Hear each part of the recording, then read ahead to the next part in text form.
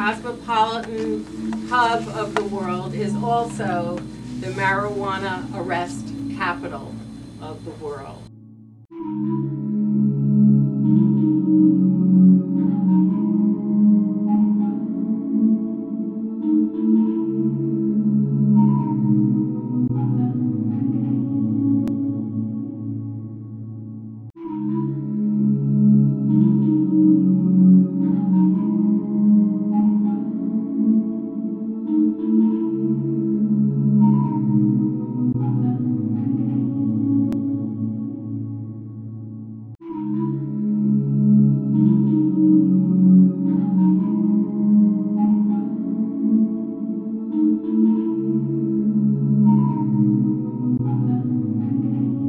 Government studies show time and time again that whites smoke more pot, or at least they use it more often than other ethnic groups. And there are more whites in New York City than any other ethnic group, yet 84% of those arrested on our streets for marijuana use are black or Latino. This does not add up. This is a policy that overwhelmingly targets people of color. We must acknowledge that racial profiling is an integral part of policing in New York City. Our government leaders, the mayor, the police commissioner, the city council, must acknowledge that it's going on if we're going to be able to put an end to racial profiling and eliminate the toxic effects of racial profiling on our justice system. Because of the quota system, you know, there is a requirement to meet certain summons quotas. Not only, you know, parking summonses, moving violation summonses, arrests,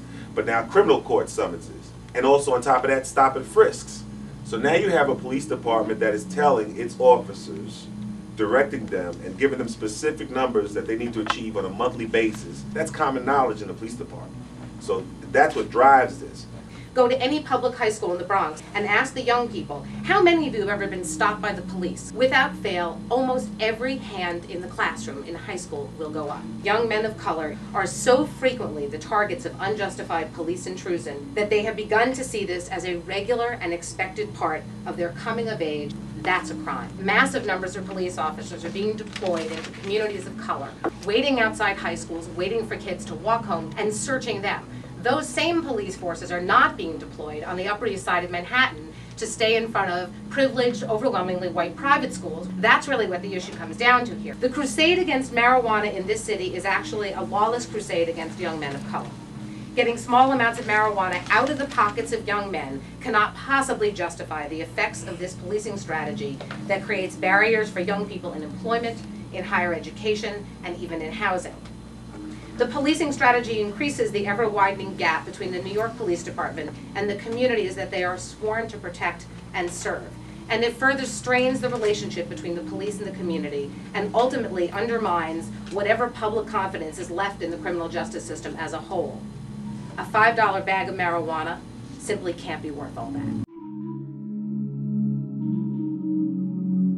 This is about selective, two-tiered law enforcement. The price of this is being paid by the quality of life of our communities of color. That's what's being hurt so desperately by this.